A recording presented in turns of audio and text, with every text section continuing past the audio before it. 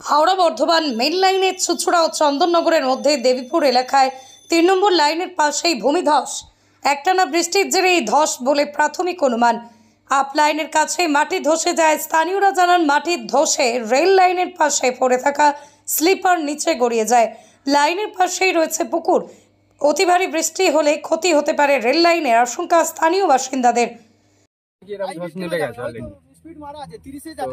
আমাদের পাড়ার ছেলেরা সব চেল্লামিল্লি করছে, লাইনে ধস নেমে গেছে। তখন আমি ঘুম থেকে উঠলাম, আওয়াজ শুনে তখন 6:30 প্রায় এরকম হবে। আমি তাড়াতাড়ি ঘুম চোখেই এসে দেখি যে এরকম ধস নেমে গেছে, ভিড়ে ভিড়। আমি কাউকে না জানিয়ে আমি সাইকেলটা বার করে সোজা অফিসে গিয়ে জানিয়ে এসেছি চন্দননগরে। তখন হুলের খবর হয়ে গেছে, তো ওরা স্টেশনে গাড়িটাকে দাঁড় করিয়ে দিয়েছে। মানে আমি বলার পরে গাড়িটা ঢুকেছে। তারপরে রেল কর্মীরা সব এসে দেখেছে, দেখে সব ওরা মাপঝোক করে তারপরে গাড়িটা অনেক পরে 1-1.5 ঘন্টা পরে ছেড়েছে। আস্তে আস্তে গাড়িটাকে পাস করে দিয়েছে। তখন কি অবস্থায় ছিল, মানে এই জায়গাটা? তখন এই অবস্থাটা এরমই ছিল, মানে একদম লাইন থেকে ধসে গেছে। হ্যাঁ একদম। আমি বলেও এসেছি যে 4 ফুট মতো জায়গা রয়েছে, বাকিটা নেমে গেছে। মানে এটা কি বৃষ্টির জন্য হয়েছে? হ্যাঁ, এটা তো সকালবেলা সারা রাত বৃষ্টি হয়েছে। সকালীন কেসটা আমি দেখেছি। মানে তার আগে কি ঘটেছিল আমি এটা কিছুই জানি না। আমরা তো লাইনে উঠি না, সেটা বলার সঙ্গে সঙ্গে কি রেলের লোকেরা চলে আসে? তুরন্ত এসছে। গতকাল রাতে বিষয়টি নজরে আসতেই রেলকর্মীরা ঘটনাস্থলে যায়। চুচুড়া স্টেশনে ঢোকার আগেই হোম সিগন্যালের কাছে দুন এক্সপ্রেস দাঁড় করিয়ে দেওয়া হয়। 9:45 থেকে 10:17 পর্যন্ত দাঁড়িয়েছিল ট্রেনটি। ওই সময় গার্ড লাইন দিয়ে কোনো ট্রেন চলেনি, রিভার্স লাইন দিয়ে চালানো হয়। পরে আবারও থার্ড লাইন দিয়ে ট্রেন চলাচল স্বাভাবিক হয়। আজ সকালেও হুল এক্সপ্রেস কিছুক্ষণ দাঁড়িয়ে থাকে চন্দননগরে। বৃষ্টির মধ্যেই রেলের ইঞ্জিনিয়াররা এসে ঘটনাস্থল পরিদর্শন করেন। আপাতত আপ ট্রেন ওই এলাকা থেকে ধীর গতিতে পাস করছে।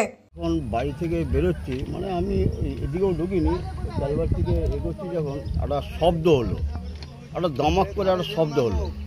শব্দটা আর এখানে একটা যেমন পুকুর করে, সে আবার মাছ দেখতে এসেছিলো। সে বলছে, কাকা এরকম কিরম শব্দ হলো। আমি যত ভাই দেখি, আমি যেন কিছু হয়তো পড়েছে, কেন এমন সময় তো কিছু লোক কিছু ফেলে দিয়ে যায়। এসে দেখছি এখানে বাবা ধস নেমে গেছে। কাকে বলা যায় এই নাম্বার দেখে ওই পাড়ার কয়েকজন নাম্বারটাকে রেকর্ড করলো।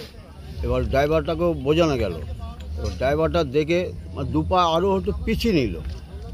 তারপর কিন্তু আবার গাড়িটা, তখন আমি আবার কাজের দিকে বেরিয়ে গেলাম। দেখি এতক্ষণ ধস, পাড়ার প্রতিবেশী সবাই চলে এসে আমার দেখি ভয় লাগছে।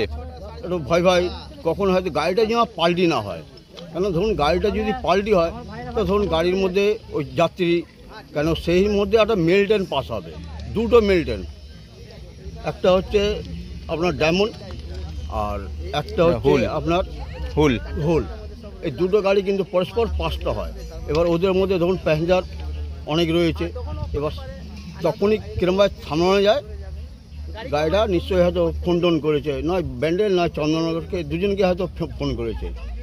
চুজো হয়তো নেবে কিনা জানি না, কিন্তু এই দুজনকে এই দুপা এগিয়ে আবার তখন দেখছি 2 নম্বর দিয়ে গাড়ি সবাই পাস করছে। এখন গাড়ি চলছে। মানে গাড়ি কি স্বাভাবিকভাবেই চলছে নাকি আসতে? একটু পোষণ দেওয়া হয়ে গেছে। আচ্ছা, গাড়ি ভালোভাবে চলছে। সাহেবরা সব লেগেছে। কতটা জায়গা ধসটা রয়েছে? ওই কত 30 মিটার হবে। 30 মিটার। মানে যেখানটা ধস নেমেছে আর যাতে ধস না নামে কিছু ব্যবস্থা করা হচ্ছে তার জন্য? কি মাল আছে? আচ্ছা, সব পড়বে। আচ্ছা, কি কারণে এটা হয়েছে, মানে বৃষ্টি জানেন? কি নাম আপনার? গজেন্দ্র কুমার গোয়ালা।